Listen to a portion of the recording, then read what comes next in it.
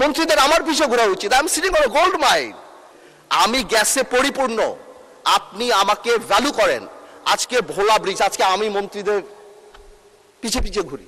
কাউকে বলে আমাকে একটা এয়ারপোর্ট দেন, কাউকে বলে আমি একটা তেল দেয়,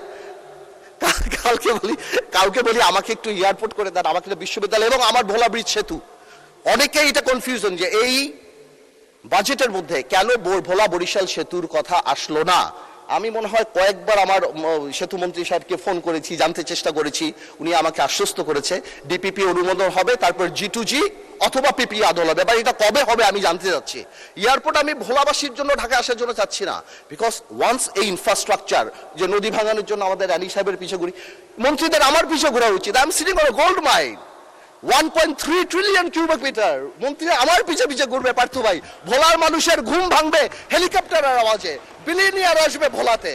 আমি ভোলাকে তো সেভাবে চাই, Bhola must be the workshop of Bangladesh, Bhola must be the Tamil Nadu of India, Bhola must be the শোজু অফ চায়না, ভোলা মানুষ the Selangor of Penang of Malaysia. আপনারা ভোলাকে আলাদা ভোলা ডেভেলপমেন্ট কমিটি করেন। আমার হাসপাতালের জন্য ভোলার জন্য ঘুরতে হচ্ছে, আমার একটা এয়ারপোর্ট তো সম্ভবই না, আমার বলে দিচ্ছে টাকা পয়সা নাই, এয়ার স্ট্রিপ যদি। আমি কেন চাচ্ছি, যাতে একটা বিদেশি যখন ইনভেস্ট করতে আসে তখন সেই ইনফ্রাস্ট্রাকচারের কথা জিজ্ঞেস করে।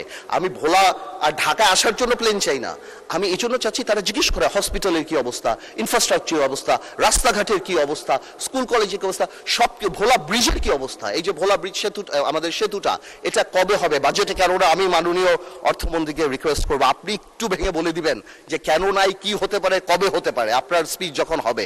তো এই পুরো জিনিসটা আমাদের মাথায় রাখতে হবে যে ভোলাকে আপনারা ইউজ করেন।